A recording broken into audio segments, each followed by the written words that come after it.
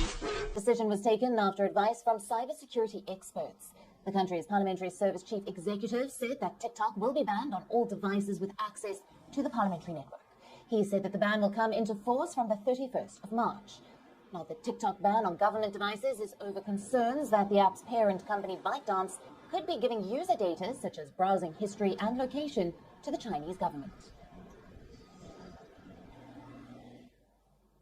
Departments, our system works slightly differently to other countries. Departments and agencies follow the advice take advice from the GCSB in terms of their IT and their cybersecurity policies.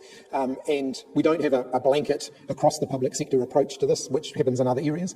And so I'd expect that departments and agencies, including the Parliament, would consider the advice of the GCSB in making those decisions.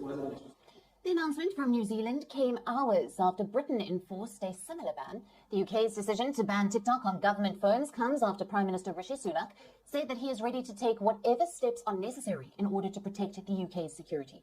The ban applies to work phones and other devices used by government ministers and civil servants. We take the security of government devices very seriously, and we are constantly working to ensure that those devices remain as safe and secure as possible.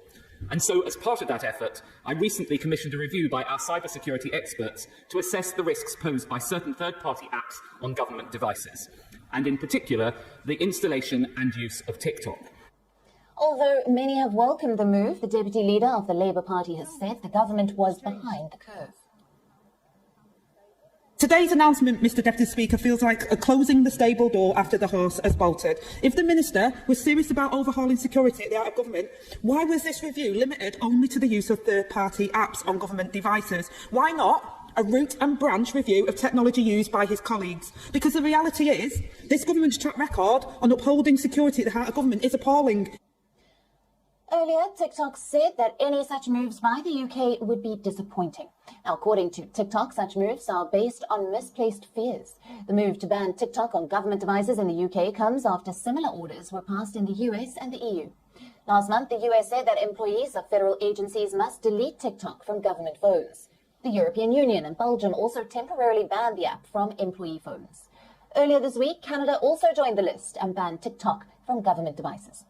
TikTok says the Biden administration has demanded the app's Chinese owners to diversify their stakes, or else TikTok could face a complete US ban. TikTok, which is owned by ByteDance, has more than 100 million US users.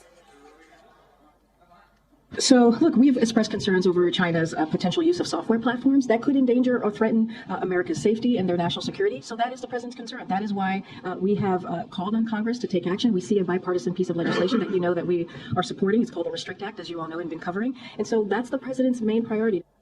TikTok chief executive is due to appear before the US Congress next week. Now, last week, the White House backed a legislation to give the administration new powers to ban TikTok and other foreign-based technologies if they pose national security threats. It's not an easy call, but I think we have to do it. The economy's at risk.